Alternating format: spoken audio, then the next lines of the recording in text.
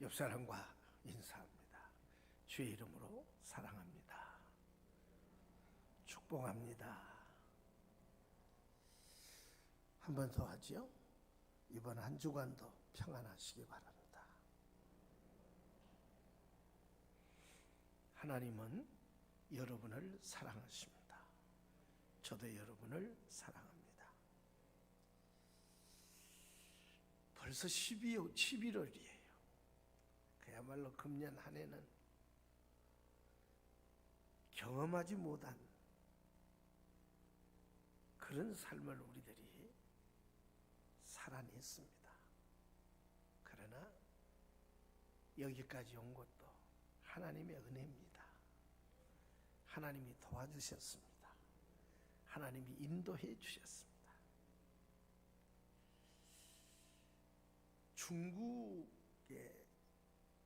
중국에서 사는 사람들은 명절 때는 월병을 참 좋아해요. 그래서 중국인들은 월병을 많이 먹습니다.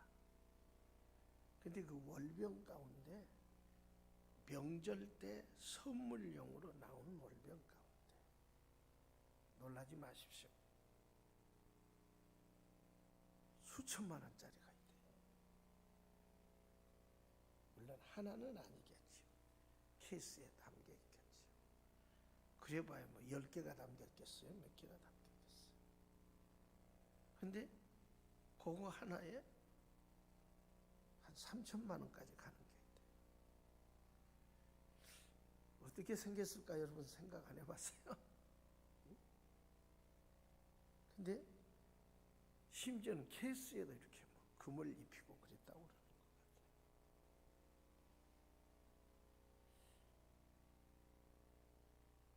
일반인들은 잘해야 뭐 2, 3천 원짜리 먹는데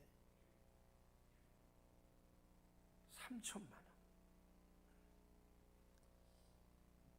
일본의 백화점에서 있었던 일이에요.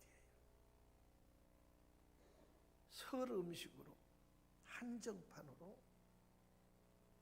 도시락을 만들어서 팔았는데 그 가격이 얼마인지 아세요? 100만 엥, 우리 돈 1억입니다. 놀라는 사람이 하나도 없네요. 도시락 하나에 1억. 어떻게 생겼을지 참 궁금하기도 한데 그 사람들은 설에 개가 먹는 음식도 27,000엔짜리를 사다 준대요.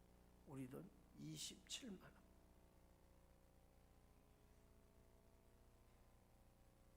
그런데도 이 도시락이나 게 음식이 부조가 돼요.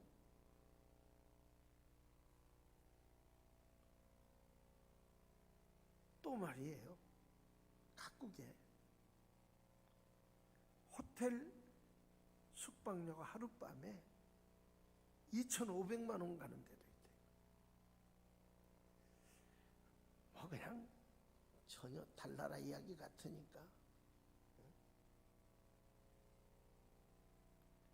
우리나라 수입한 위스키 가운데 한 병에 1,500만 원짜리가 있어요. 요만큼하게 한 잔 따라 먹는 게 5, 60만 원 간다. 근데 그것도 들여온 대로 다 팔린다. 물론 한정돼서 들여오겠지. 여러분 한번 생각해 보세요. 그 사람들이 하룻밤 자는데 2,500만 원 주고 자는 방에서 어떤 생각을 할까?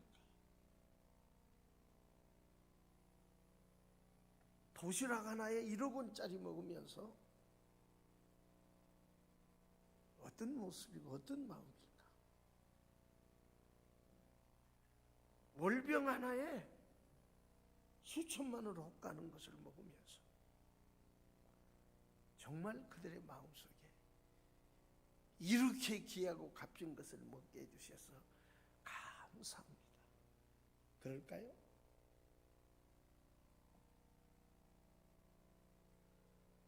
저 이걸 잡지에서 보고는 깜짝 놀랐어. 그 내 생각이 그들이 정말 감사하고 먹을까?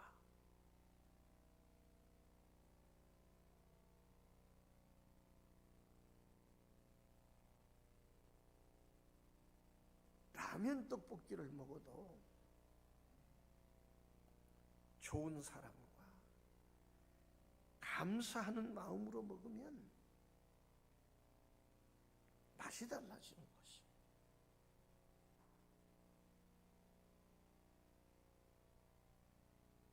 문제는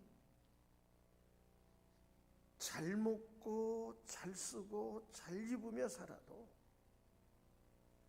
감사가 없이 사는 사람들이 있어요. 오늘 이 시편 138편은 우리가 감사하며 살아야 될 것을 말씀해 주고 있어요. 1절을 보면 내가 전심으로 주께 감사합니다.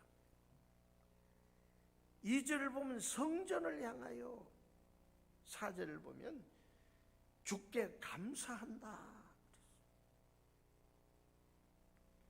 전심으로 주께, 성전을 향하여 감사한다는 거예요. 감사의 대상이 누군가가 분명해요. 어떻게 감사해야 될 것인가가 분명하게 나와 있어요. 시편은 여호와께 감사라는 말씀이 수를 셀 수 없을 만큼 반복됩니다. 왜 하나님께 감사해야 하는가를 우리는 생각해 볼 필요가 있어요. 하나님은 나를 지으셨습니다. 나를 지으셨습니다. 하나님이 세상 만물을, 물론 사람을 지으셨다고 하는 이 사실을 창조론이라고 말해요. 아메바가 진화해서 사람이 되었다는 것을 진화론이라고 해요. 다시 말하면 생명을 가진 것들이 계속 진화한다는 것이 진화론자들의 주장인데, 그렇다면 언젠가 지렁이나 모기도 진화해서 사람이 될 수 있는 개연성이 있다는 거예요. 이것이 진화론입니다. 그러나 창조론은 하나님이 세상을 지으셨고 만물도 지으셨고 사람도 지으셨다고 하는 것이, 이게 바로 창조론입니다. 창조론을 믿는 사람들의 마음속에 하나님의 형상이 이루어져 있음을 믿으시기 바랍니다. 하나님의 형상이 있는 사람들은 이 세상을 살아가면서 하나님을 두려워하는 삶을 살아요. 사람들이 말이에요, 자기들끼리 숙덕거리는 것에는 왕을 욕을 하기도 하고 대통령을 욕을 하기도 하고 별짓 다 하는데, 왕 앞이나 대통령 앞에 데려나가면 그 앞에서 욕하는 사람은 아무도 없어요. 왜 그럴까요? 왜 그럴까요? 두렵기 때문이죠. 이 말을 어전의식이라고 해요. 임금 앞에 있는 신하는 임금을 두려워하기 때문에 허튼 말 안 하고 허튼 짓 안 한다, 그런 뜻이에요. 근데 하나님께 감사하며 하나님의 형상이 마음에 이루어진 사람들은 신전의식을 가지고 산다는 거예요. 내가 지금 하나님 앞에 있다. 하나님이 기뻐하시는 말을 해야 된다.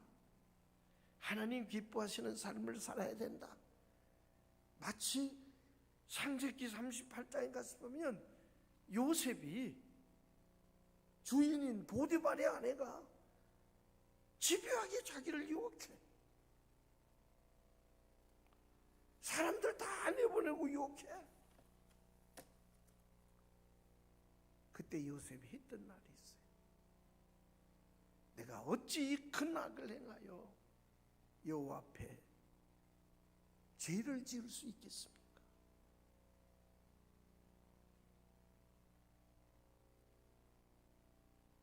우리는 이 요셉의 고백을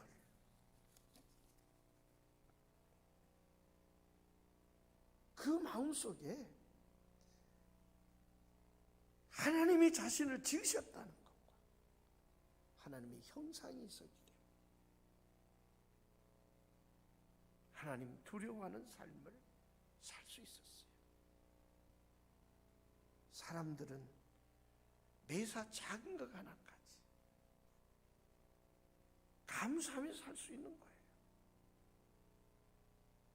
나를 지으신 하나님, 그 하나님이 우리가 누리고 있는 세상 만물을 다 지으셨습니다. 건축을 하다 보면 공사가 되는 쪽쪽 공사 대금을 지급해요. 완공 후에도 100% 다 주지 않고 조금을 남겨놓는 게 있어요. 왜 그러냐면 아무리 좋은 회사가 공사를 했어도 하자가 있기 마련이기 때문에 하자 보수를 위해서 공사 대금의 얼마를 남겨놓고 지불을 해요. 자, 생각해 보십시오. 하나님이 천지를 창조하실 때 6일 만에 창조하셨어요. 그것도 있으라, 되라 말씀하시니까 그대로 되니라 그랬어요. 이 말씀이 6번이나 반복돼요. 땅을 파고 철근을 깔고 애치비움을 세우고 벽돌을 쌓고 포크레인을 동원해서 이 세상을 창조한 것이 아니라 오직 말씀으로 있어라, 되어라, 그때마다 그대로 되었다는 거예요. 그리고 하나님이 뭐라고 하셨어요? 하나님 보시기에 좋았더라, 좋았더라. 이 말씀이 7번이나 있어. 창세기 완성품이다 그 말이에요. 하자가 없다 그 말이에요. 보수할 필요도 없다 그 말이에요. 글 쓰는 사람들이, 서예가들이 붓을 들 때마다 국선 입선약을 만들어내는 거 아니에요. 수도 없이 썼다가 구기고 썼다가 찢어버리고 그러는 과정에서 좋은 작품이 나오게 되어 있어요. 미술도 마찬가지. 기독연합신문사에서 저에게 연합시론을 써달라고 2달이면 한 번씩 어김없이 부탁이 와요. 그럼 그걸 그냥 쓰는 게 아니에요. 뭐 잘해봐야 A4용지 한 장 반이나 2장 정도 쓰는 건데 썼다 지우고 고치고 또 다시 타이핑 쳐가지고 와서 또 고치고 그렇게 해서 보내줘요. 근데 여기 보면 지으신 모든 것이 보시기에 좋았다고 성경은 밝히고 있어요.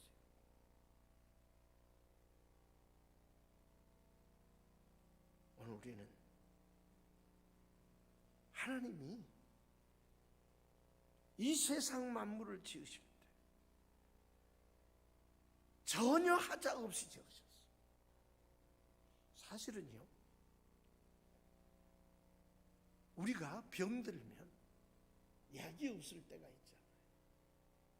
그러나 하나님이 지으신 창조물 속에 그 약이 있어요.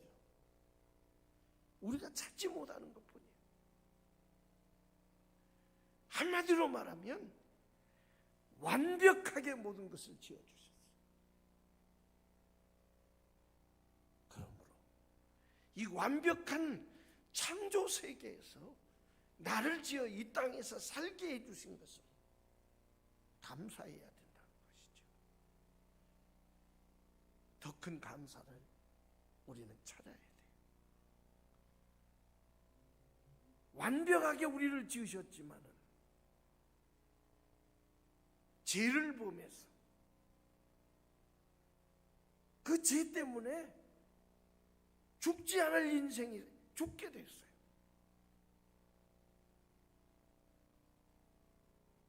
영원히 살 수 있는 인생이었는데 죽게 됐어. 지옥 가게 됐어. 라미 제나불이라고 하는 소설이 있어요. 주인공이 가난과 굶주림을 견디다 못해서 빵 한 개를 훔쳐먹은 것이 죄가 돼서 결국 감옥에 들어가는 것을 얘기가 시작이 됩니다. 법은 빵 한 조각을 훔쳤건 수천억을 삼켰건 벌을 주도록 되어져 있는 게 법입니다. 물론 형량은 다르겠죠. 우리들의 죄는 다양합니다. 법률학에서는 민법이니 형사법이니 특정 법으로 구분을 해요.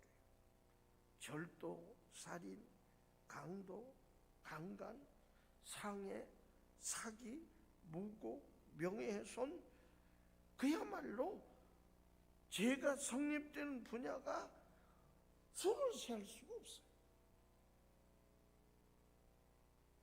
그런데 중요한 것이 있습니다. 이 같은 죄를 짓고도 회개하고 예수 믿으면 천국 갈 수 있어요, 없어요? 천국 갈 수 있어요, 없어요? 있습니다. 한평생 죄 짓고 살다 십자가 우편에서 예수여 당신의 나라에 임하거든 나를 기억하소서. 마지막 순간에 예수를 구주로 영접한 우편 강도에게 오늘 네가 나와 함께 낙원에 있으리라 그랬어요. 중요한 것이 있어요. 그 어떤 죄를 지었어도 회개하고 예수 믿으면 천국 가는데 천국까지 못하는 죄가 있습니다. 뭔지 아십니까? 예수를 믿지 않는 거예요. 예수 믿지 않으면 지옥 가는 거예요. 그렇다면 세상 그 어떤 죄보다 더 큰 죄가 뭐예요? 예수 안 믿는 죄예요. 예수 믿지 않는 죄. 마태복음 12장 31절을 보면 모든 죄와 해방은 사심을 얻되, 지금 말씀한 대로죠. 성령을 해방하는 것은 사심을 얻지 못하게, 예수 믿지 않거나 예수를 믿지 못하게 만드는 것은 사함이 없다.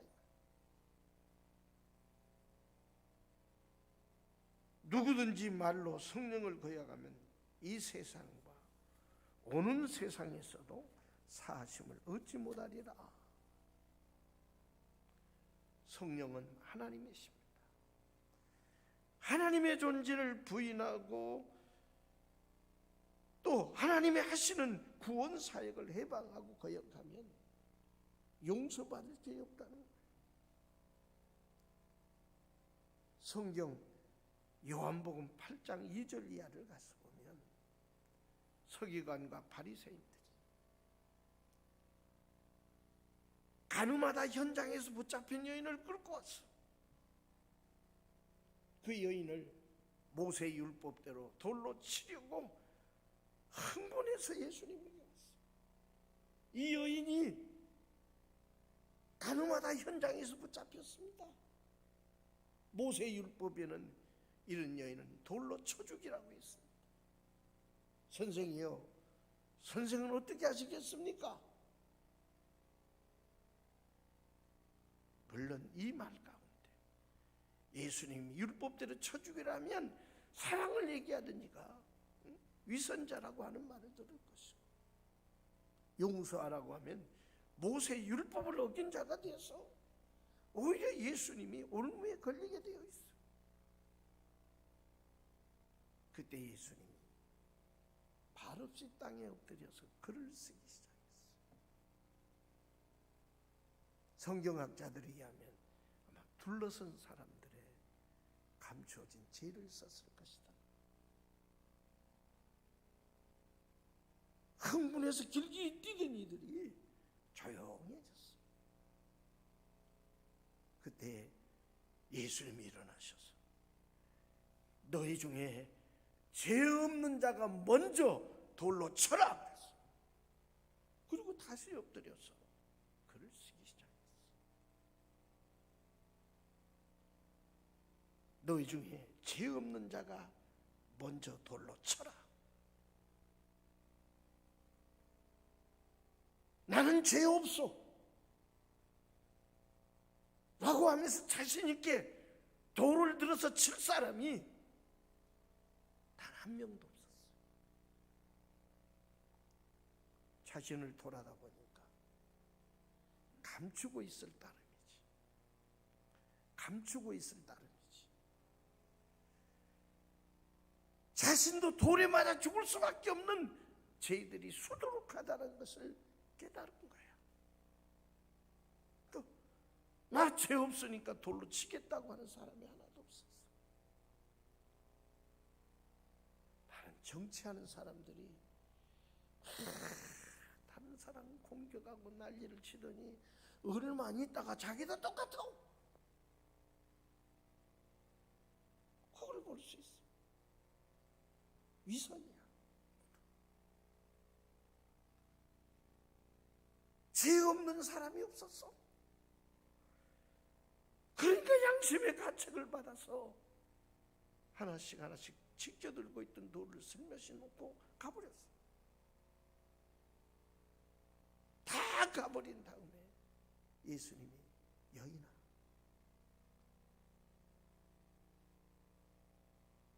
너를 돌로 치려 하던 자들이 어디 있느냐? 너를 정죄하던 자들이 어디 있느냐? 다 갖고 없습니다. 그때 예수님이 나도 너를 정죄치 않으리니 다시는 가서 죄를 범치 말아라. 우리를 정죄할 수 있는 자격이 있는 분은 예수뿐이요. 그 예수님이 나도 너희를 정죄하지 않겠다 그랬어. 왜 그랬습니까? 그냥 무작정 용서한 게 아니란 말이에요. 예수님이 나를 위해서 대신 죽어주셨어.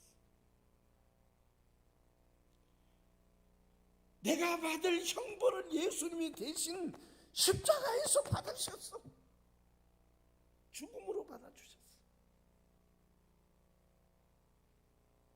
높고 높은 보좌 버리시고 낮고 천한 이 땅에 오셨어. 지난주에 선교사 대회 내가 거기서 강의를 하면서 들어봤어. 한 선교사를 이렇게 세웠어. 만약에 돼지우리에 들어가서 돼지와 함께 살라고 하면 선교사님, 돼지와 몇 일이나 살 수 있겠습니까? 물어봤어. 한순간도 못 살죠? 왜 그러냐고 그랬더니 더럽고 추악해서 그러죠.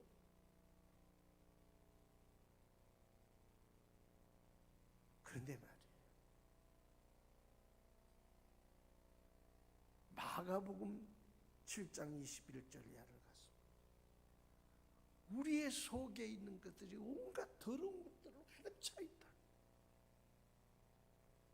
미움, 시기, 질투, 뭐 그냥 온갖 더러운 것들로, 탐욕 이런 것들로 가득 채워져 있어. 옷 입고 다니니까 보이지 않을 뿐이지. 그런데 하나님은 우리의 생각을 다 아신다고 그랬어. 우리의 모든 생각들까지 알고 계시고 우리들이 살아간 모든 속에 있는 것까지 다 들여다본다.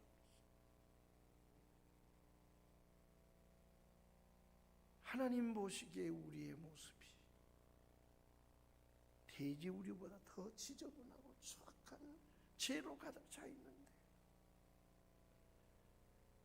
이런 우리들을 위해서 이 땅에 오셨고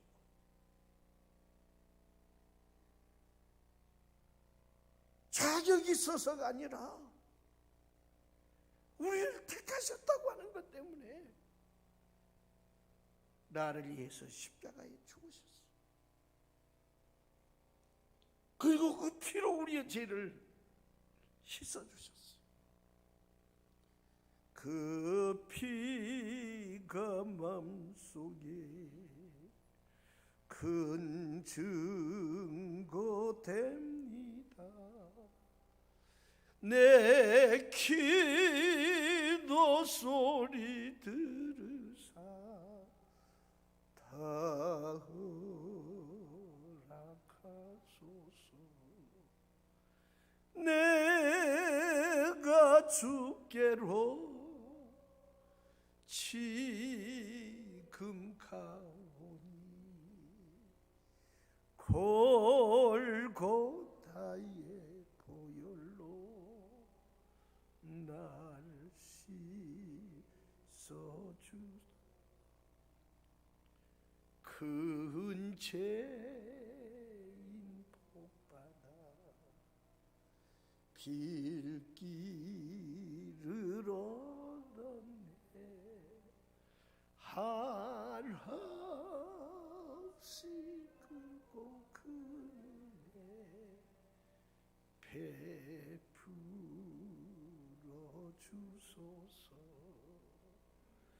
내가 주께로 지금 가오니 골고다의 보혈로 걸 씻어 주소서. 큰 죄, 말할 수 없는 죄, 지옥과 마땅한 우리들을 위해서 주님이 십자가에 죽으셨어.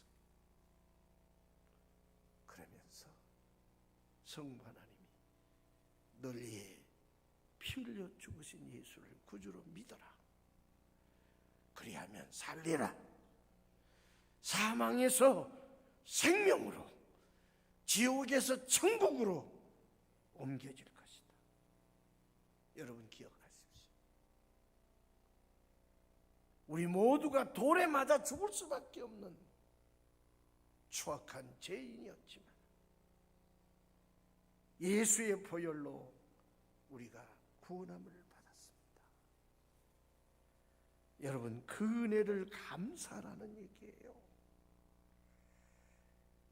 이 세상 다 할 때까지 감사해도, 숨 쉬는 순간순간 감사해도 못할 감사라고 하는 사실을 믿으시기를 주의 이름으로 축복합니다. 그뿐만이 아니에요. 우리를 순간순간 도와주셨습니다. 지켜주셨습니다. 인도해 주셨습니다. 저는 눈만 감으면 오늘도 이 순간도 우리 성도들 한 사람 한 사람 비겨가기까지 주의 날개 그늘 아래 보호해 주옵소서. 잎부르처럼 달고 기도를 합니다. 하루하루 살아온 것이 내가 코로나 재앙에 이 코로나19 재앙에 걸리지 않고 살아올 수 있었던 것이 하나님의 은혜입니다. 하나님의 은혜입니다. 사고당하지 않고 살아온 것도 하나님의 은혜예요. 내가 숨쉬고 있는 것도 하나님의 은혜예요. 두 다리 두 팔 건강한 것도 하나님의 은혜예요. 참으로 많은 일들이 있었어요. 그 우여곡절 속에서 우리를 지켜주신 하나님, 우리와 함께해 주신 하나님, 우리를 도와주신 하나님, 날마다 숨쉬는 순간마다 은혜 베풀어 주시는 그 하나님을 전심으로 감사하시기 바랍니다. 전심으로 감사하라. 흩어지지 않는 마음으로 감사하라고 그랬습니다. 때마다 일마다 시마다 함께 하신 하나님, 그 하나님께 감사할 수 있기를 축복합니다.